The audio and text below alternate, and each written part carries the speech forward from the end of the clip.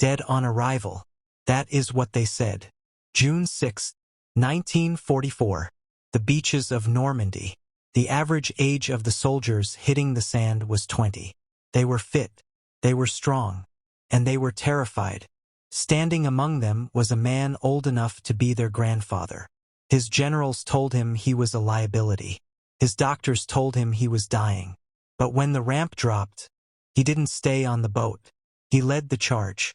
This is the story of the man who started the war from the wrong beach and won. England, May 1944. The rain is falling on the canvas tents. The mud is deep. The air smells of diesel, damp wool, and nervous sweat. 2 million men are gathered here, waiting for the order to cross the channel. They are the tip of the spear, the invasion force. Most of them are kids, 19, 20. They are writing letters home to mothers they might never see again. They are sharpening bayonets. They are terrified, and walking among them, limping through the mud, is a man who looks like he belongs in a history book, not a landing craft. He is short. He is balding. His face is lined with wrinkles and etched with pain. He leans heavily on a wooden walking stick. If you saw him from a distance, you would think he was a visiting grandfather, maybe a politician looking for a photo op. But if you looked closer, if you looked into his eyes, you would see a fire that had been burning for 56 years. This is Brigadier General Theodore Roosevelt Jr., and he is fighting a war that no one else can see. To understand why a 56-year-old man with a bad heart would beg to die on a French beach, you have to look at his name, Roosevelt. It wasn't just a name in 1944. It was a legend. It was a brand. His father was the Theodore Roosevelt. Teddy, the Rough Rider, the man who charged up San Juan Hill in 1898, the president who hunted lions, built the Panama Canal, and preached the doctrine of the strenuous life. Teddy Roosevelt was a force of nature, a giant. And Ted Jr.? He was the son who had to live in that shadow. Imagine growing up in a house where your father is the most famous, most masculine man on the planet. Imagine being told every day that you have a duty to live up to a legend. Ted Jr. wasn't soft. He was a hero in his own right. In World War I, he had fought in the trenches. He had been gassed. He had been shot in the leg at Soissons. He had founded the American Legion. But in the eyes of the world, he was always just Junior, the echo of the voice, the reflection of the face. By 1944, the world had moved on. There was a new Roosevelt in the White House, his cousin, Franklin, but Ted was still chasing the ghost of his father. He felt the burden of that Rough Rider legacy crushing his chest. He knew that a Roosevelt does not die in bed. A Roosevelt does not sit behind a desk while other men bleed. A Roosevelt leads from the front, even if it kills him. But the spirit is one thing. The biology is another. And in 1944, Ted Roosevelt's biology was failing him. The doctors looked at his chart and shook their heads. He was a medical disaster. That limp? It wasn't an affectation. It was severe, crippling arthritis, the lingering gift of the machine gun bullet he took in 1918. Every step sent a shock of pain up his spine. The damp English weather made his joints swell until they felt like they were filled with broken glass. But the leg was the least of his problems. The real killer was inside his chest. Ted had developed a heart condition, angina. In the middle of a conversation, his chest would tighten. His breath would catch. A crushing weight would press down on his ribs, as if an elephant were sitting on him. He had battled pneumonia in Sicily just a year before, coughing up blood, refusing to be evacuated. It had weakened him. His lungs were scarred. His heart was tired. He knew he was dying. He didn't tell his wife, Eleanor, the full extent of it. And he certainly didn't tell the army doctors. He learned to hide the grimaces. He learned to lean on his cane and make it look like a leadership quirk, rather than a physical necessity. He knew that if the medical board found out about the angina, they would stamp his file unfit for duty and send him home to Oyster Bay to rot. So he swallowed his nitroglycerin pills in secret. He smiled through the pain.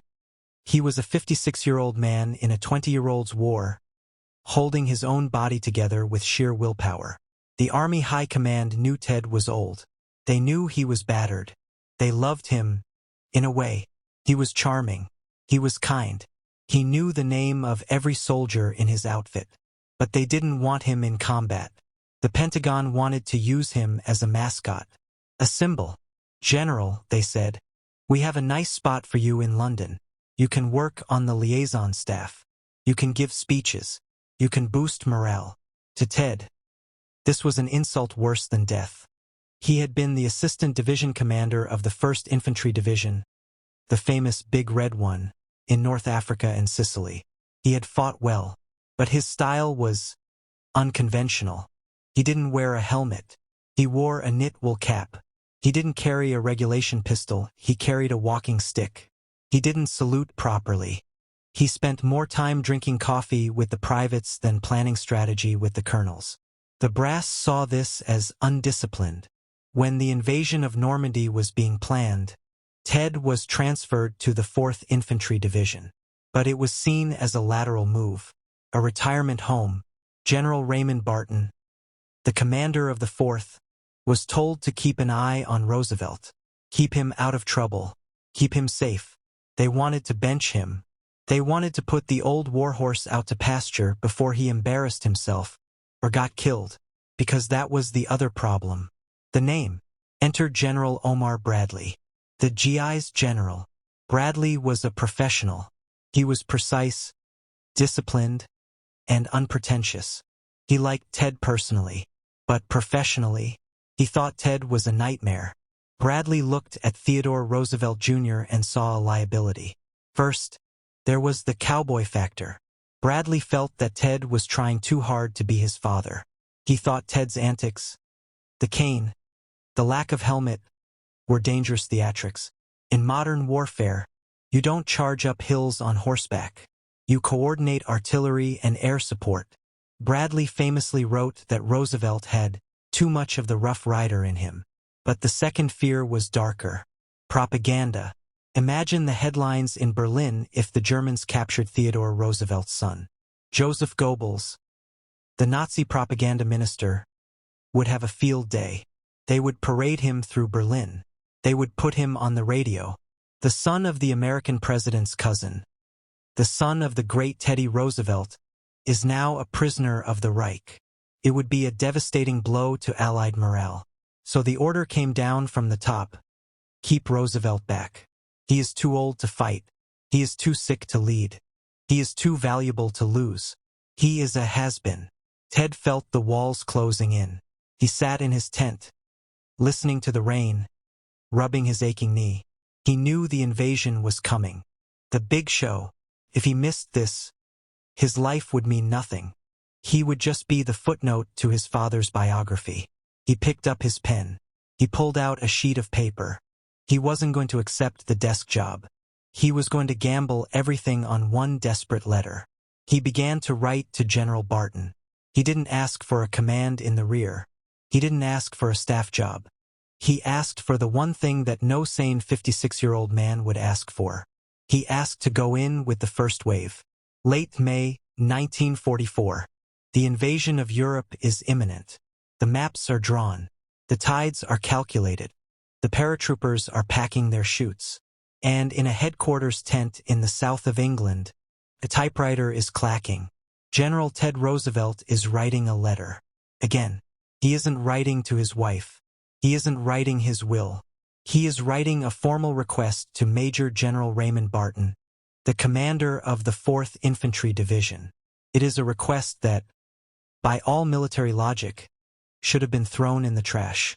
Usually, generals fight to get promoted. They fight to get more stars, bigger offices, safer bunkers. Ted Roosevelt was fighting to get demoted. Well, not technically demoted, but he was fighting to be placed in the most dangerous square mile of real estate on planet Earth. He wanted to go in with the first wave. General Barton had already said no. Twice. Barton was a pragmatic man. He looked at the invasion plan for Utah Beach. It was a slaughterhouse. The first wave, the assault companies, would be hitting the sand at H-hour 0630. They would be facing the Atlantic Wall. Mines, barbed wire, machine gun nests, artillery. The casualty estimates for the first wave were terrifying. Some planners predicted 50%. Others predicted 70%. Barton needed his generals in the rear. He needed them on the command ships, miles offshore, looking at maps and coordinating the flow of supplies. He didn't need a 56-year-old man with a cane getting blown to pieces in the surf 5 minutes after the ramp dropped. But Ted wouldn't stop. He wrote, "The force and skill with which the first elements hit the beach and proceed may determine the ultimate success of the operation." He was polite. He was formal. But he was relentless. He pestered Barton in the mess hall. He pestered him in the briefing room. He cornered him in the jeep. He argued that the 4th Infantry Division was green. These boys hadn't seen combat. They were mostly draftees. They were scared. "They will freeze," Ted argued. "When the ramp drops and the bullets start flying, they will freeze in the sand. And if they freeze, they die." This was the core of Ted Roosevelt's philosophy. He didn't believe in the modern way of war. He didn't believe that a general was just a manager who moved chess pieces around a board. He believed in the old way. He believed that courage was a physical thing. It was something you could transmit, like a virus. If a terrified 18-year-old private looks to his left and sees his buddy crying, he will cry too. But if that same private looks to his right and sees a general, an old man, a Roosevelt, standing upright, ignoring the bullets, smoking a cigarette, then the private will think, "If the old man isn't scared, why should I be?" Ted argued this point to Barton with the passion of a lawyer defending a man on death row. "The boys need to see the generals," he said. "They need to know we are with them. Not behind them, with them." He wasn't asking for a radio. He wasn't asking for a bodyguard. He was asking for permission to be a target. Finally, General Barton broke. He was exhausted. The stress of planning the invasion was crushing him, and he couldn't take Ted's constant nagging anymore. But it wasn't just annoyance. Barton respected Ted. He knew that Ted was right about the morale. The 4th Infantry was green. They did need a leader on the sand. So, in late May, Barton called Ted into his office. He looked at the handwritten request one last time. "Okay, Ted," Barton said quietly. "You can go." Ted beamed. He looked like a kid who had just been given a puppy. But Barton didn't smile. He looked at his friend with a heavy heart. He knew about the arthritis. He suspected the heart condition. And he knew the German defenses at Utah Beach. Years later, General Barton would write about this moment. His words are chilling. "When I said goodbye to Ted in England, I never expected to see him alive again." Barton wasn't approving a mission. In his mind, he was signing a death warrant. He believed that he was sending the son of a president to be butchered. But the order was signed. The die was cast. Ted Roosevelt Jr. was going to Utah Beach. June 5, 1944. The night of nights. The English Channel was a churning cauldron of gray water and white foam. The weather was terrible. A storm had delayed the invasion by 24 hours. But now the fleet was moving. 5,000 ships. The largest armada in the history of mankind. On board the transport ship USS Barnett. The mood was grim. The ship was tossing in the waves. Men were retching over the sides. The air below decks was thick with the smell of vomit, diesel, and fear. In a small cabin, Brigadier General Ted Roosevelt was preparing for the end. He was in agony. The damp sea air was wreaking havoc on his joints. His knee was throbbing so hard it felt like it was being hit with a hammer. Every time the ship lurched, he had to grab the bulkhead to keep from falling. And his heart was fluttering in his chest like a trapped bird. He took his pills.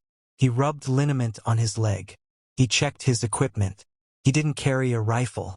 He carried a pistol on his hip, mostly for show. His primary weapon was his cane. He sat down at a small metal table. The light bulb swung overhead, casting long, dancing shadows on the steel walls. He pulled out a piece of paper. Around him, young men were sharpening knives and praying to God. They were checking their ammunition. They were writing letters filled with panic and love. Ted picked up his pen. He began to write to his wife, Eleanor. His hand didn't shake. He didn't write about the pain in his chest. He didn't write about the fact that his commanding officer thought he was a dead man. He didn't write about the terrifying Atlantic Wall waiting for him in the darkness. He wrote about the future. He wrote about the garden back home. He wrote about books. He wrote with a calm, steady assurance. I am very happy, he wrote. I feel that at last I am doing something that really counts. He wasn't deluded. He knew the odds. He knew that the first wave at Omaha and Utah was expected to be a suicide mission. But he had found his peace. He was no longer Junior. He was no longer the politician or the playboy. He was a soldier, about to lead his men into the fire. He sealed the letter. He put it in his pocket. Topside. The engines roared. The USS Barnett began to lower its anchor. The loudspeakers crackled. Prepare to disembark. It was 0400 hours. The darkness was absolute. Ted Roosevelt grabbed his cane. He stood up. He ignored the pain in his leg. He ignored the tightness in his chest. He walked out onto the deck, into the cold spray of the English Channel. Below him, bobbing in the black water, was a small, plywood boat, a Higgins boat. It looked like a coffin. Ted climbed down the cargo net. He stepped into the boat. He looked at the faces of the young soldiers huddled inside. They were green. They were shivering. He smiled at them. Ready for a little walk, boys? He asked. The engine revved. The boat pulled away from the ship. They were heading for France. And they were heading for a disaster that no one saw coming. June 6, 1944. 0600 hours. The English Channel is not a body of water anymore. It is a graveyard. In waiting. The sun is trying to rise, but it is being strangled by gray clouds and black smoke. Down in the water, thousands of small, flat-bottomed boats are bobbing like corks in a washing machine. These are the LCVPs, the Higgins boats. They are made of plywood and hope. Inside one of them, marked for the first wave of the 4th Infantry Division, 30 men are packed shoulder to shoulder. The smell is horrific. It is a mixture of diesel fumes, salt spray, and vomit. Seasickness is the first enemy of D-Day. The waves are 5 feet high. The flat bottom of the boat slams against the water with every swell. Wham, wham, wham. Most of these boys have been in these boats for hours. They are dehydrated. They are green. They are exhausted before the first shot is fired. They are gripping their M1 Garens so tight their knuckles are white. They are praying. They are crying silently. And standing right in the front, where the spray is coldest, is the old man. Brigadier General Ted Roosevelt Jr. is not vomiting. He is standing with his legs spread wide, bracing himself against the gunwale. His face is wet with spray. He isn't wearing a steel M1 helmet like the others. He is wearing a knit wool cap, pulled down over his ears. He looks less like a general and more like a fisherman out for a stormy morning catch. In his right hand, he grips his cane. Every time the boat slams down, a jolt of pain shoots up his leg and explodes in his hip. His arthritis is screaming. His heart is fluttering in his chest, a reminder of the secret angina that could kill him at any second. But he doesn't grimace. He grins. He looks back at the terrified faces of the boys from the 8th Infantry Regiment. "Buck up, fellas!" he shouts over the roar of the engine. It's just a little boat ride. He tells a joke about a girl he knew in Oyster Bay. He asks a soldier from Iowa about the corn harvest. He acts as if they are on a sightseeing tour, not a suicide mission. It is a performance, an Academy Award-winning performance. Ted knows that terror is contagious, but so is calm. He sees a young corporal shaking so hard he can't hold his canteen. Ted leans over and puts a hand on the boy's shoulder. My father would have loved this, Ted says, winking. Just keep your head down and follow me. I'll get you to the beach. The boy stops shaking. He looks at the cane. He looks at the old man's face. He nods. Up ahead, the horizon is exploding. The battleships USS Nevada and USS Texas are hammering the coast. The sound is like the sky is being ripped apart. Giant orange fireballs bloom in the mist. This is it. The approach. But something is wrong. The plan for Utah Beach was precise. It was a ballet of death. The landing craft were supposed to hit Tear Green and Uncle Red sectors. They were supposed to land right in front of the heavily fortified exits, the causeways that led inland across the flooded marshes. But the ocean doesn't care about military maps. As the flotilla of Higgins boats approaches the coast, chaos takes the wheel. First, there is the smoke. The naval bombardment has set the grass on the dunes on fire. The thick, choking curtain of gray smoke rolls off the beach and spreads over the water. The landmarks, the church steeple, the specific bunkers, are gone. The coxswains, the men driving the boats, are flying blind. Second, there is the guide ship. The primary control vessel, the PC-1261, was supposed to lead them in, but at 0542 hours, it hit a German sea mine. It exploded and sank in minutes. The deputy guide ship was also disabled by artillery. The sheep have lost their shepherd. And third, the current. The tide in the English Channel is notoriously treacherous. On this morning, a strong, invisible current is ripping down the coast from the north. It grabs the bottoms of the flat Higgins boats and pushes them. Push, push, push. The coxswains are fighting the wheels, trying to stay straight. But without landmarks, they don't realize how fast they are sliding sideways. They are drifting south. They are drifting away from the kill zone. They are drifting away from the heavy German guns that are waiting to slaughter them. They are drifting toward a quiet sector of the beach that wasn't even on the map. But nobody knows this yet. Inside the boat, Ted Roosevelt checks his watch. 0629 hours. 1 minute to each hour. The boat engine screams as the coxswain guns it for the shore. The bottom scrapes against a sandbar. Then it floats free. Then it scrapes again. Crunch. The boat stops. Ramp down. The scream cuts through the noise. The heavy steel ramp at the front of the boat splashes into the water. This is the moment of truth. This is the moment where, on Omaha Beach, thousands of men died in seconds. The soldiers of the 4th Infantry Division surge forward. They expect to run onto dry sand. Instead, they drop into waist-deep water. The cold is shocking. It sucks the breath out of their lungs. Their heavy wool uniforms instantly soak up 50 pounds of water. Their boots sink into the soft, shifting sand. Some men stumble and go under. If they don't get up fast, the weight of their packs will drown them. Ted Roosevelt steps off the ramp. He hits the water. His cane sinks into the muck. He stumbles. For a second, it looks like the old man is going down. The arthritis in his knee locks up in the freezing cold. But he plants the cane. He grits his teeth. He forces his leg to move. He stands up. Move! Move! Get off the ramp! He waves his cane like a saber. Around him, the water begins to boil. Zip, zip, zip. German machine gun fire. It hits the water, sending up sprays of white foam. But it isn't the wall of steel they expected. It is sporadic. It is light. The drift has saved them. They have landed in a gap between the German strongpoints. But the soldiers don't know that. They just know that people are shooting at them. They scramble through the surf. They drag themselves onto the gray sand. They run for the only cover they can see, a low concrete seawall about 100 yards up the beach. Ted Roosevelt doesn't run. He can't run. He walks. He walks with a distinct, rhythmic limp. Step, plant cane, drag leg. Step, plant cane, drag leg.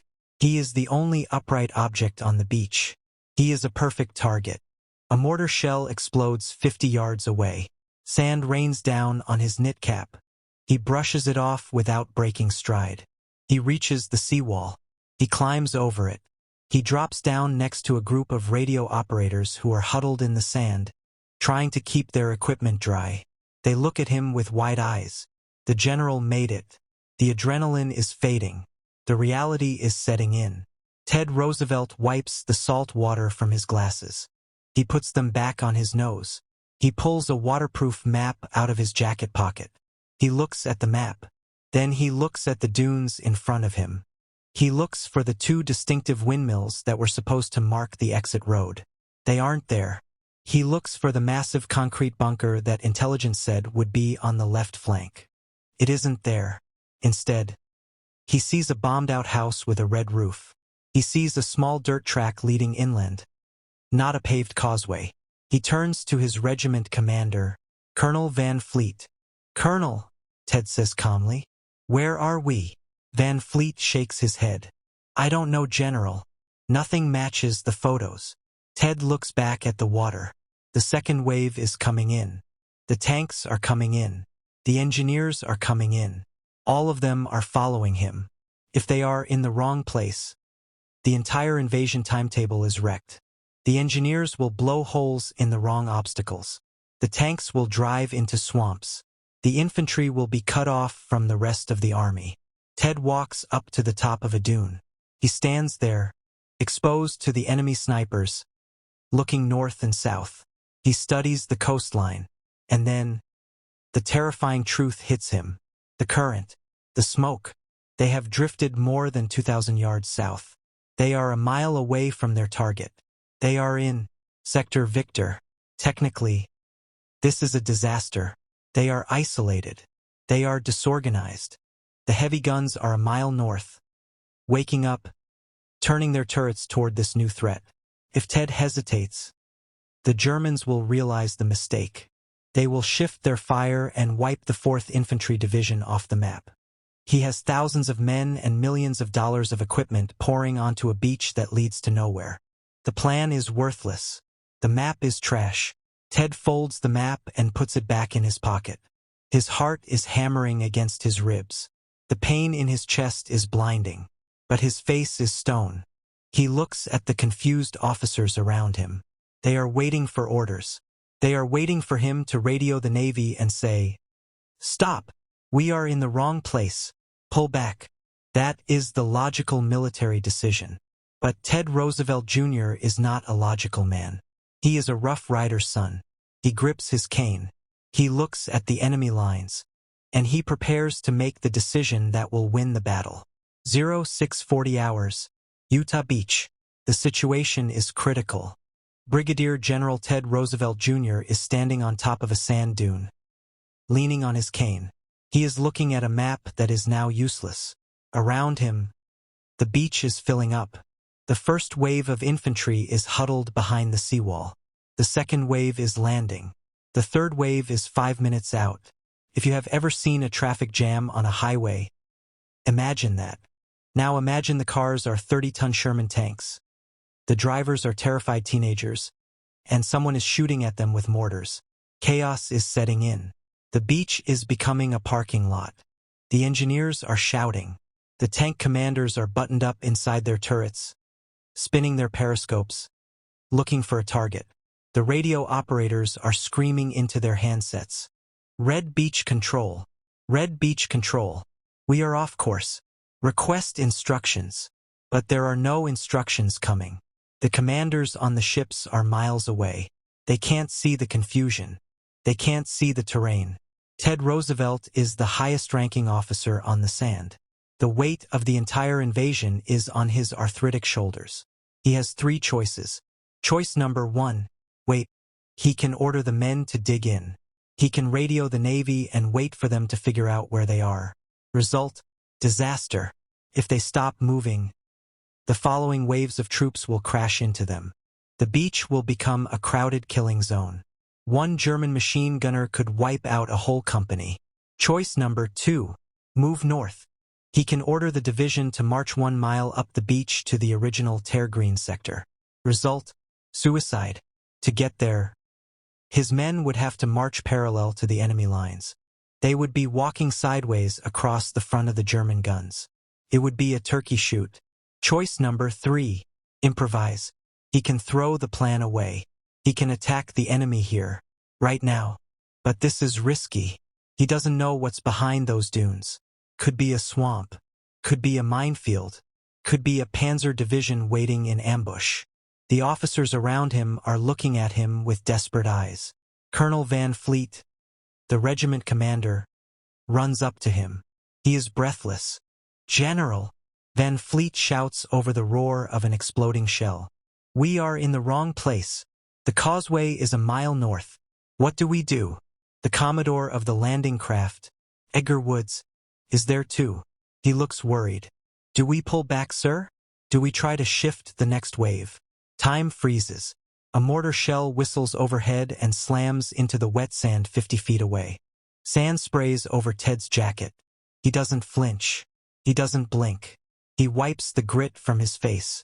He adjusts his glasses. He looks at Van Fleet. He looks at the terrified men huddled by the wall. He realizes something that no one else has seen yet. The German guns here are silent.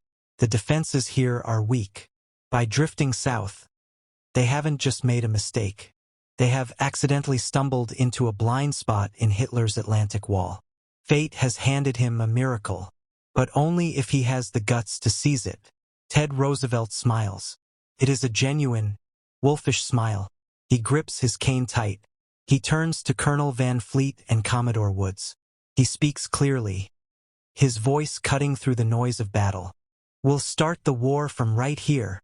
It is a sentence that will go down in history. It is simple. It is decisive. It is American. He doesn't say, "I think we should attack." He doesn't say, "Let me check with headquarters."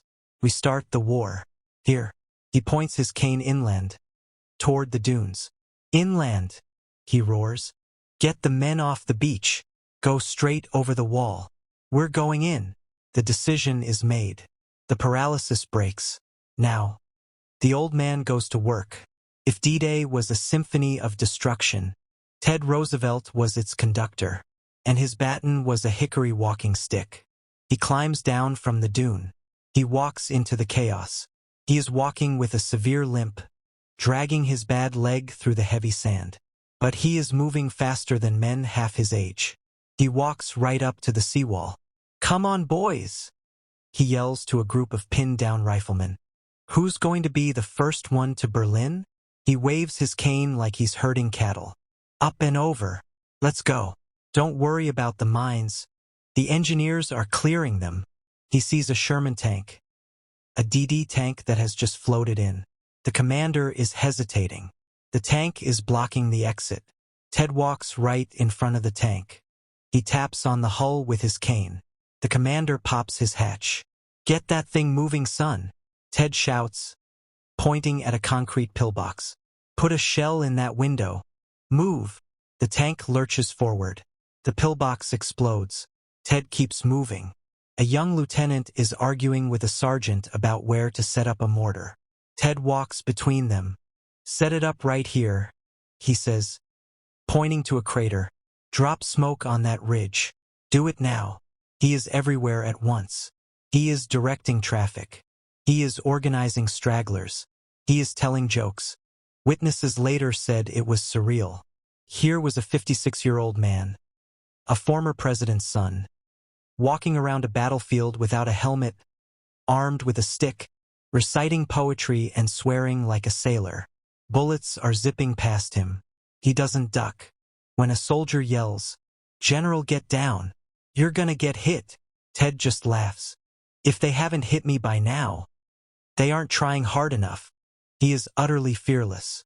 But inside his chest, his heart is screaming. The angina is squeezing his ribs like a vice. He is sweating profusely, and it's not from the heat. He is popping nitroglycerin pills when no one is looking. He is leaning on his cane not just for balance, but because his legs are trembling with exhaustion. But he refuses to sit down. He knows that if he sits down, the spell will break. And it is a spell. The effect of his presence on the soldiers of the 4th Infantry Division is electric. Imagine you are 19 years old. You are wet, cold, and convinced you are about to die. You look up and see a general walking around like he's strolling through Central Park. He isn't scared.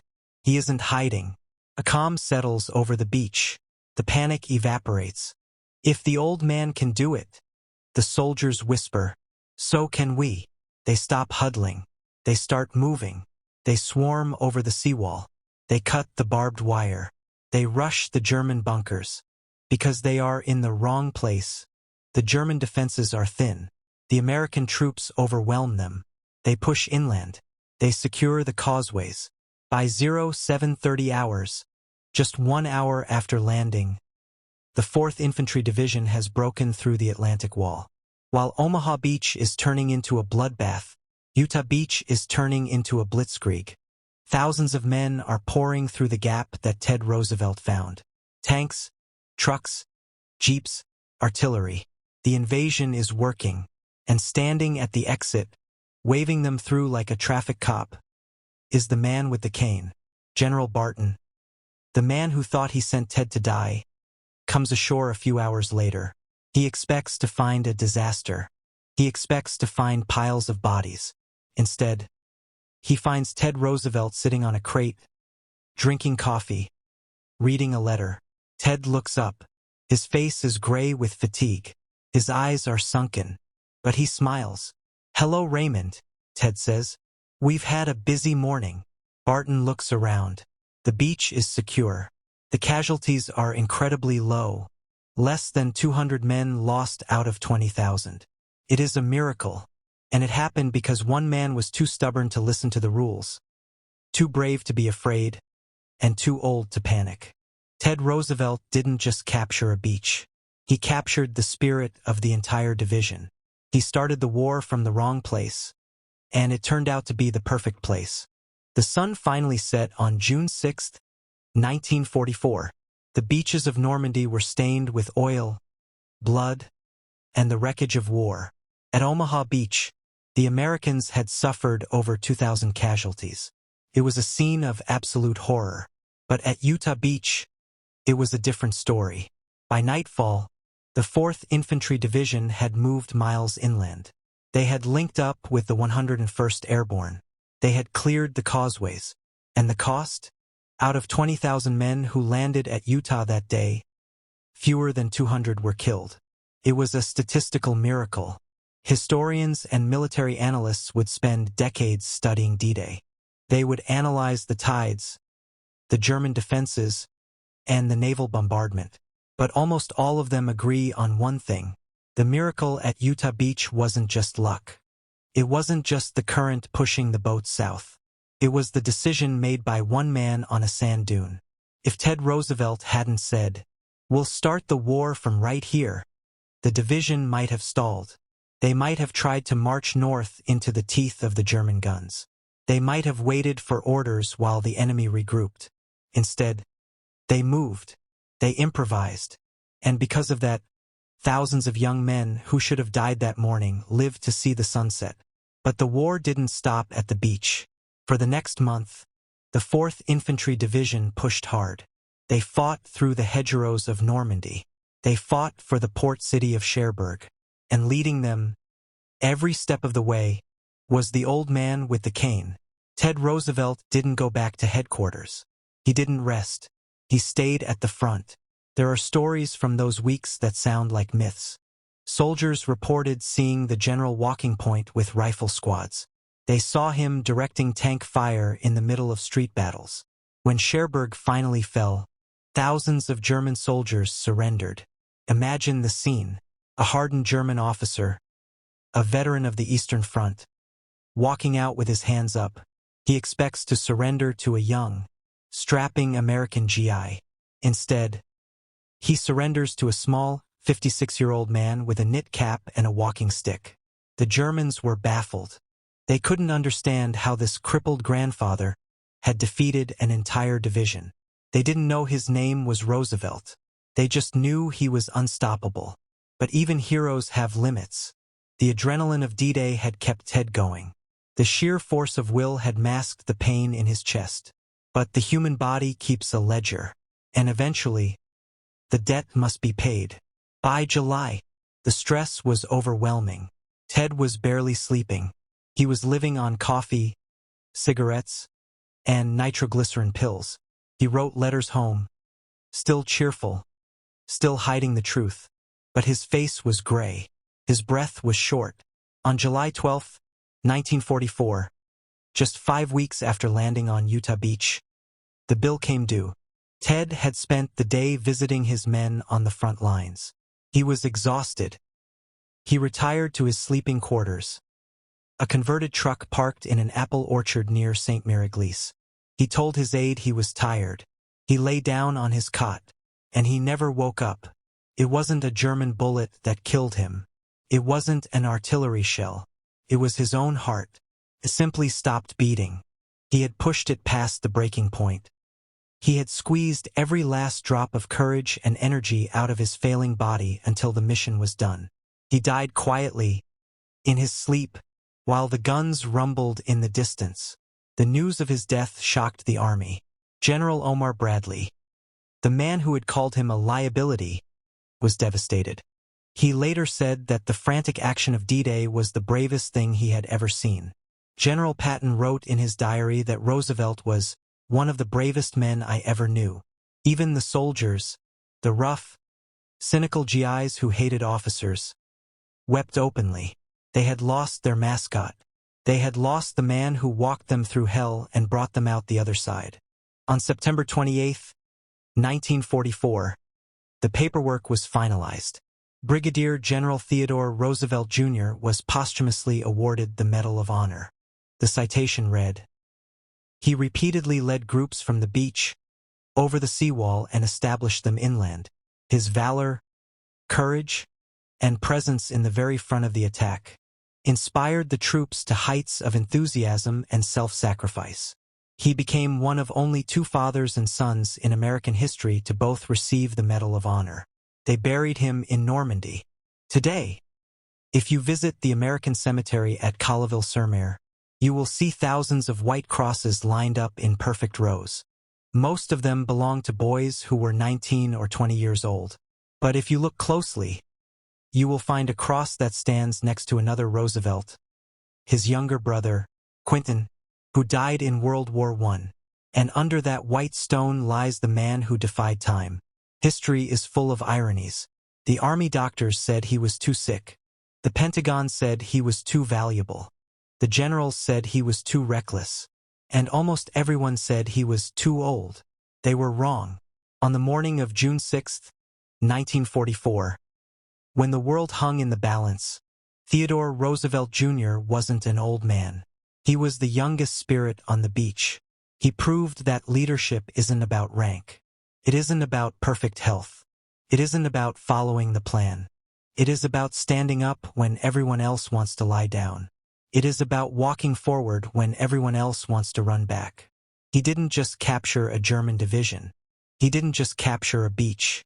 He captured history, and he did it with a bad heart and a wooden cane. We'll start the war,